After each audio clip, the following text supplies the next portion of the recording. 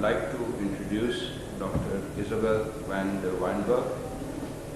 Dr. Weyenberg is graduated as a metallurgy and materials engineer in '99 from the University of Leuven in Belgium. She did a doctorate in September '99 on Flax fiber reinforced composites. She is currently working on industrial projects on the use of natural fibers for composite applications.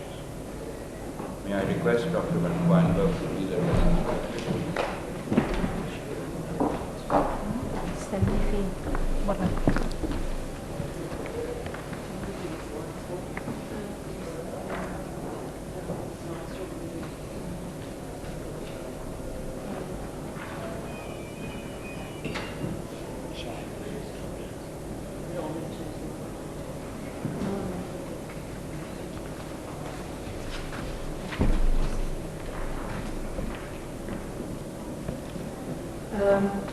Welcome everybody. I'm Isabel van der Weyenberg. I will give a talk today about the use of flax fiber as a reinforcement in composite applications. Lucky for me, I made a backup, made some normal slides. The contents of my presentation, first of all, I will tell you something more about the problem or the things I will talk about right now. I will also tell you something more about the flax processing, the materials I've been using, the manufacturing methods, test methods, then I will come to some results, and then to end I will give some general conclusions.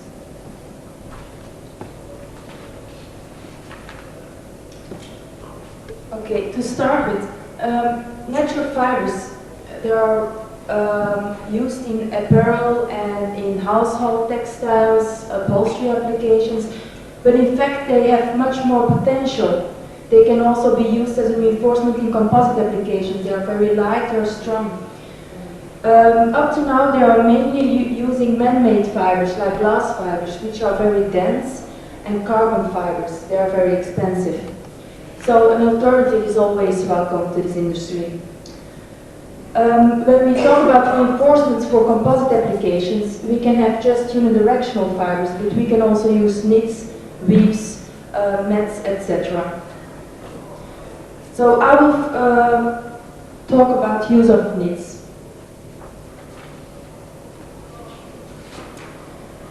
Tell you something about the flax processing, but I'm sure that most of you already know a lot about this. So we start with green flax coming from the land. Then it's retted to remove the pectins. Then it's scotched, and we have long flax and scotch tow. The long flax is then heckled, which means it's combed a little bit. There's a certain orientation to the fibers afterwards. We have slivers, and we have again heckled tow. Now, this tow is not really waste because it can go to a carding machine, and then we have carded slivers afterwards. These slivers can be refined and then spun into yarns. That's the normal flax processing that's happening for use in linen, in textile applications. Now, we took in fact flax out of different processing steps. We used different retting degrees, we used different mechanical processing. So these are the materials that have been used in this research. There were some plain knits made of flax fibers with different retting degrees. We used yarns, and we also used rovings, showing less twist. And you see that when we used rovings, we also had a higher surface density. And then as a reference material, we also used a mat.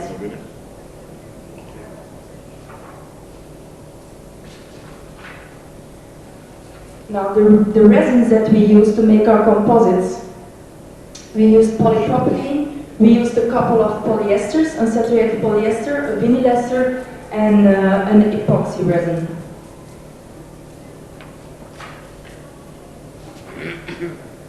The different manufacturing methods, of course, it's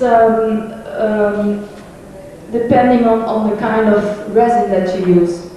So we use just pressing for the polypropylene parts. The pressure was 60 bars. And there were 3 steps in the production. First a preheating step, a pressing step, and then a cooling step. The epoxy parts were made in an autoclave at a pressure of 3 bars for 1 hour at 125 degrees. This was the cycle was determined by the sort of resin. And then we also did some resin transfer molding for our polyester parts.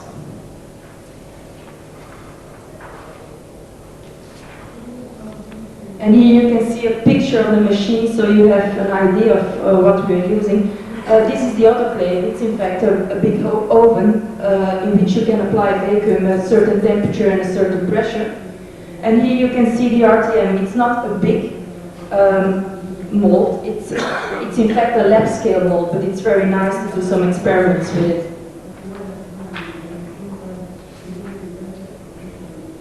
Okay, showing some of the test methods right now before I come to the results.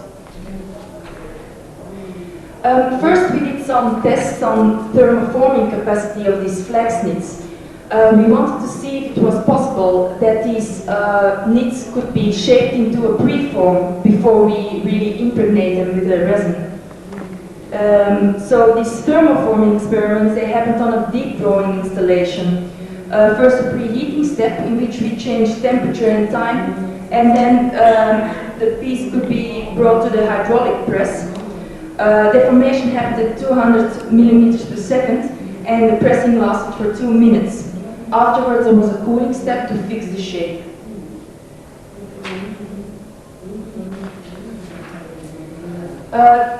The flax knits also had some permeability measurements. In fact, as a test fluid, we used corn syrup and we diluted it to a viscosity of 3 millipascal seconds, and we used a pressure of 5 bars.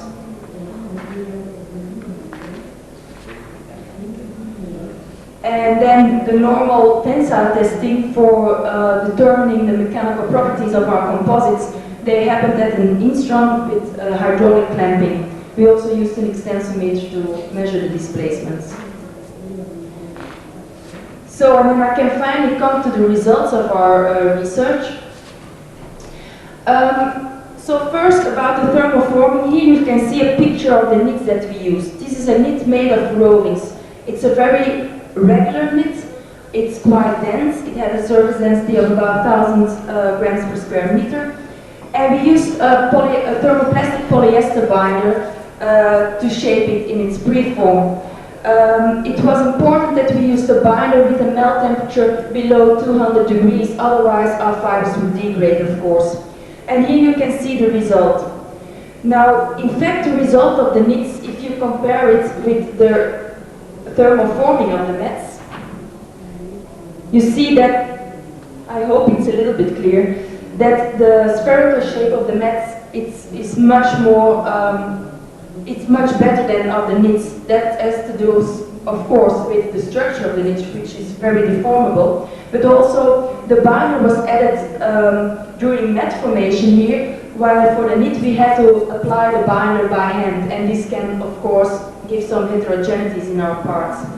But for both structures, we found that a temperature of 170 degrees gave good results, and the time it had to preheat it was 16 seconds for the mats and 32 seconds for the knits.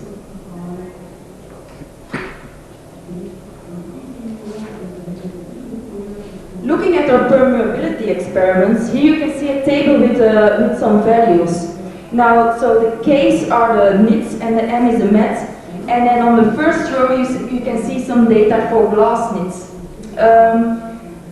Fibre volume fraction is 37%, and you can see that our values, our permeability values are rather low compared to the glass knits.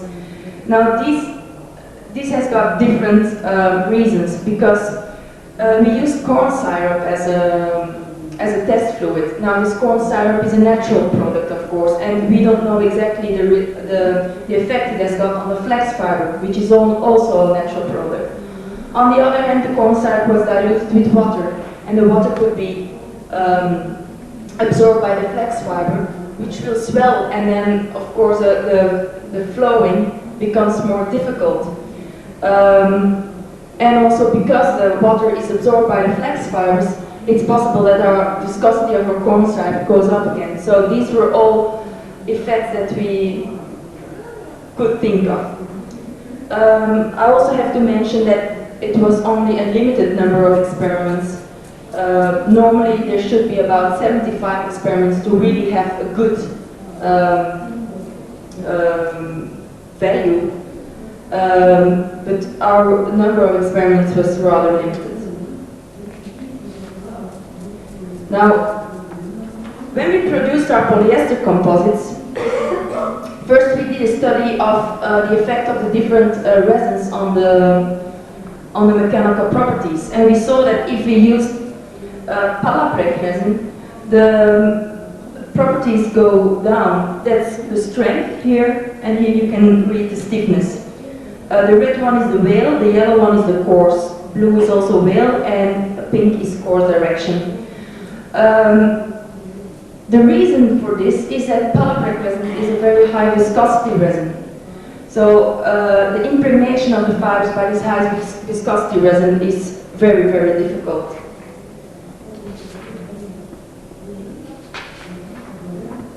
Looking at the effect of the different fabrics on the mechanical properties, we compared the mat with three kinds of knits. Again, you see strength and stiffness. Also, there's a different fiber volume fraction. You can read it here, 30%, 39%, and 41%. Keeping this into account, you would have to conclude that mats have better mechanical properties. Now, the reason for this is that our knits have a very, very dense structure, and again, impregnation is very difficult by the resin. This mat was much more easily to impregnate, and the quality of impregnation has got a very severe effect on the mechanical properties of the epoxies. Now here you can see another effect. For this we used epoxy as a resin, and we used knits with a surface density of about 1,000 grams per square meter, and here we used a knit with a surface density of about 500 grams per square meter. And what you see is that the strength and the stiffness are both increasing because we use a lower surface density. And this is because the structure is much more loose, and again, it's much better to impregnate, much easier to impregnate. So you can see the importance of having a good fabric. I mean, the surface density of your fabric is very important for the quality of impregnation.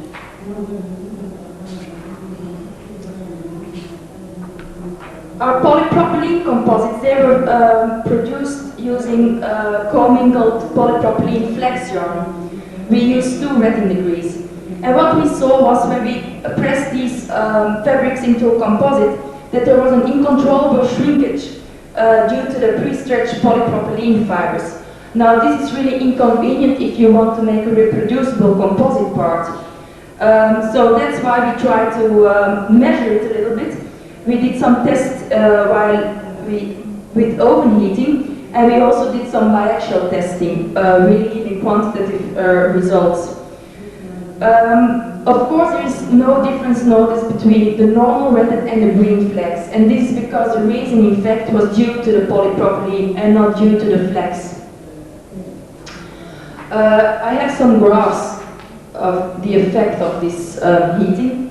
Now, we heated for 25 minutes, 10 minutes, or 90 seconds, and this is the amount of shrinkage in relation to the temperature. And if you raise the temperature, first you see a very slow increase, that's the moisture evaporation. And then you come to a certain point where the polypropylene becomes liquid, so it hasn't got any resistance to the force. Here you can see the quantitative measurements measured by biaxial testing in wale and coarse direction. And the force was measured in relationship to the temperature. Now, so the fabric was clamped at 4 sides, and if there was a heating installation above and beneath the fabric, so when the temperature was raised, then we could measure the force because it started shrinking. And we saw that again at 100 degrees, a slight increase because of moisture evaporation. And here you can see again nicely the point where the polypropylene becomes liquid. Now, the cooling down was also very interesting because you see at a temperature of 150 degrees, the polypropylene becomes more solid and it will act as a solid. That means that the amount of shrinkage will be in relation to the temperature gap that is bridged. And we could really measure the force. So this was really interesting to know, because if you want to make, like I said, if you want to make a reproducible composite part, we don't need uncontrollable shrinkage, not at all. So I can come to my conclusion. When we use natural fibers in composites, it's very positive because we can combine a low density with good properties, which means good specific properties and really useful in composites. It's a renewable resource, and these fibers, in contrast to man-made fibers, they have a CO2 neutral life cycle, which is also important. But of course, there's a big variation in properties, and we have to take into account moisture uptake. When we want to process knitted flax fiber reinforced composites, we have to deal with a very difficult impregnation, certainly if we use very dense structures. Also, the permeability is very low in comparison to glass fiber composites. But we can really make nice preforms with it if we use a right binder, so with a low melt temperature. And also, it's better to use rovings for composite application instead of yarns because of the twisting.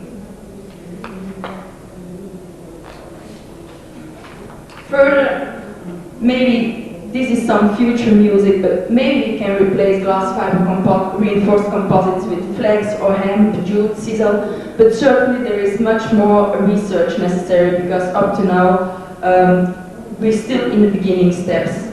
And then as a very, very last slide, I want to thank all the people who joined in this project, because without them there wouldn't be any research.